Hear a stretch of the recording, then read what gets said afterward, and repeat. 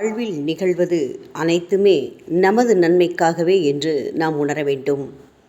இது வெறும் சமாதானத்திற்கான வார்த்தை அல்ல, சத்தியமும் அதுதான். முற்பிறவிகளில் நாம் ஈட்டிய பாவ புண்ணியத்தை கரைப்பதற்கே நமக்கு மீண்டும் மீண்டும் பிறவி வாய்க்கிறது. சிலர் பாவத்தை கரைக்க கஷ்டப்படுகிறார்கள், சிலர் மேலும் மேலும் தீமை செய்து பாவ கர்மாவை அதிகரித்துக் கொள்கிறார்கள். சிலர் புண்ணியத்தை கரைத்தபடி சுகபோக வாழ்க்கையை அனுபவிக்கின்றனர். சிலர் கஷ்டப்படுபவர்களை ஏமாற்றியும் ஏளனப்படுத்தியும் சிறிதும் நன்மை புரியாமல் பாவங்களை சேர்க்கிறார்கள்.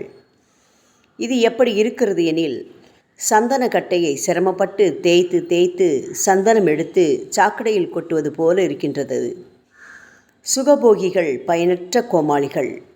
அவர்களை தூரத்தில் இருந்து வேடிக்கை பார்த்து அவர்கள் போல் நாமும் வாழ முடியவில்லையே என்று ஏக்கப்படாமல் இறைவன் பாபாவின் பாதத்தை சரணடையுங்கள். அதுவே நமக்கு நிம்மதியை தரும்.